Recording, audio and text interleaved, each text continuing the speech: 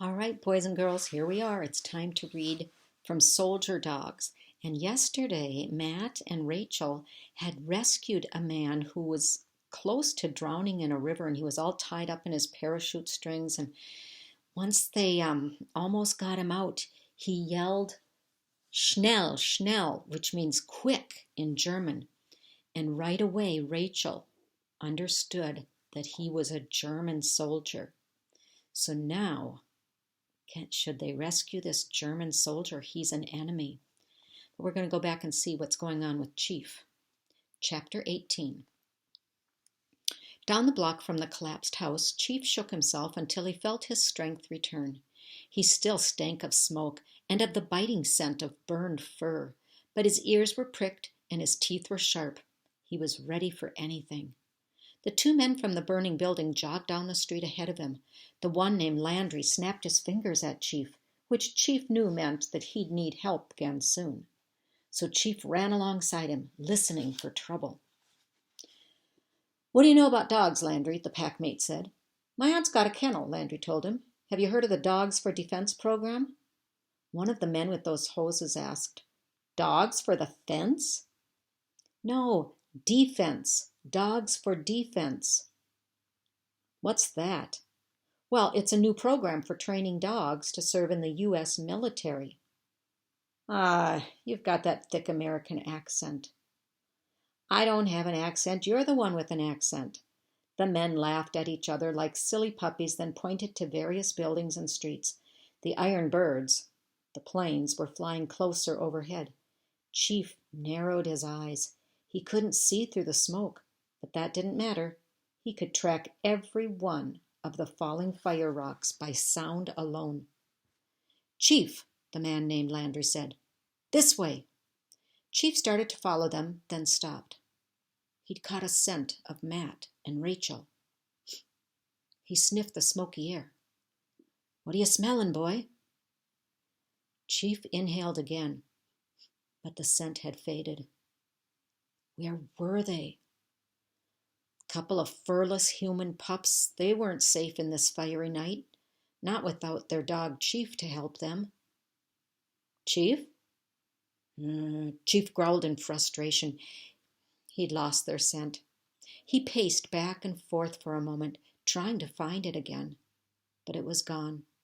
So he followed Landry into a block of flattened buildings where flames danced among the ruins. Puddles of water from the hoses collected between cobblestones.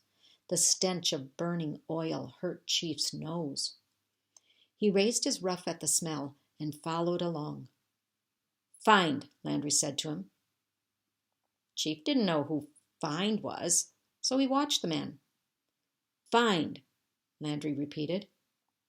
"What are you doing?" the other man asked. "He doesn't speak English." "That's the word some rescue dogs are trained with," Landry said. "You play hide and seek with them as puppies.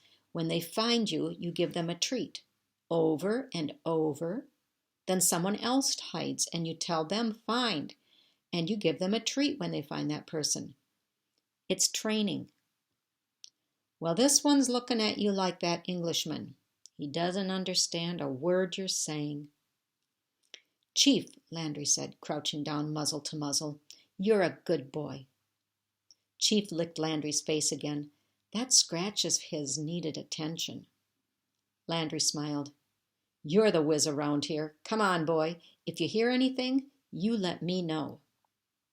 Chief knew the man wanted something, but he didn't know what it was. Probably the man didn't know what he wanted either. Humans often didn't. So when Landry started trotting down the street, Chief loped alongside him, staying alert for any out-of-place smells or noises in the ruined buildings. Someone could be alive in there, and nobody would know but Chief. Chapter 19. We're back to where Matt and Rachel were rescuing the man. Matt froze. "German? Are you sure?" "Of course I am sure," Rachel said, tugging at Matt's arm. "Let go." Matt kept hold of the branch. "But we can't just drop him." "We leave him here. We run to tell someone." But what if he drowns? Rachel stared at Matt. You do not know who he is. Of course I do.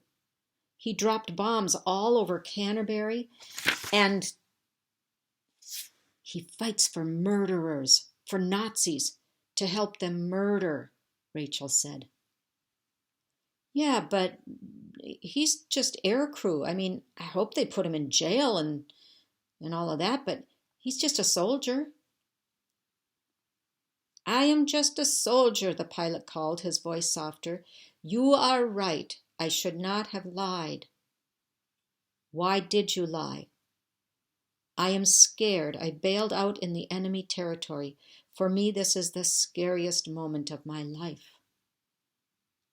Let's go, Matt, Rachel urged. Matt rubbed his face. What would Eric do? He couldn't tell.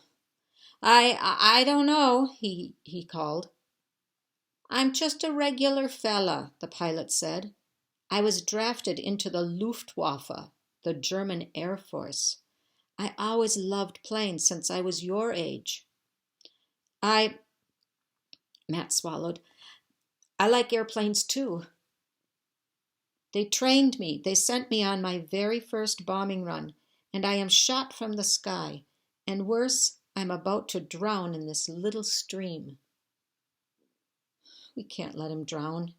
Matt tied the parachute cords around the branch to keep it in place. We need to get him out of there. Rachel didn't say anything. She didn't even tug on her braid. After that, we'll turn him in, Matt said. But first, we need to save his life. Rachel just looked at him with her dark eyes.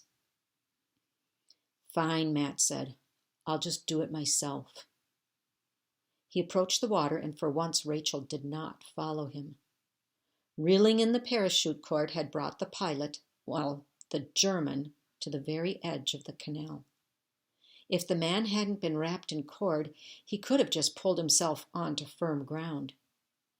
But the cords twined tightly around him. He was trapped. He looked up at Matt with pleading eyes.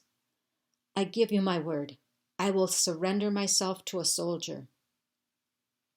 The German smelled of canal water and machine oil when Matt knelt beside him. Okay. Pull me up. Matt yanked and tugged.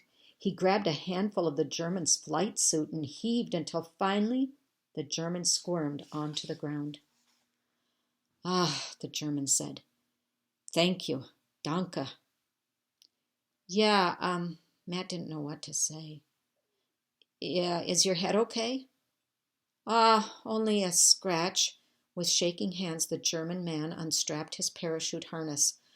That's much better. So I guess we should find someone. What are the chances, eh? To fly across the channel and land here? The German looked around. A pretty city, Canterbury. Yeah, I guess. The German removed his helmet. And this is a quiet little corner. Well, it's a park, said Matt. I count myself lucky that I did not fall into the downtown area. Yeah, that's on fire, Matt said. 'Cause you guys were dropping bombs on it, he thought. And here we are. Nobody knows I'm here, except my two, how do you say, someone who rescues a person? A rescuer? My savior, my two saviors, the German looked around. If I hide my parachute and change my clothes, well, then perhaps nobody will capture me. Perhaps I'll stay free. A dagger of fear stabbed Matt's heart. But you gave your word about turning yourself in. Of course, the German raised his hands as if he were surrendering. Of course, I'm just thinking out loud. So I guess we should... One question, the German interrupted. Do you know if there is an English saying about how much a promise is worth in wartime? The fear throbbed in Matt's chest. No. Well, boy, when the German shifted, a combat knife gleamed in his right hand. A promise is not worth much in wartime. But you said you promised. The German grabbed Matt's arm and raised the blade. I cannot let you tell anyone that I am here. Rachel, Matt yelled, trying to break free. Run, Rachel, run. Have a good weekend.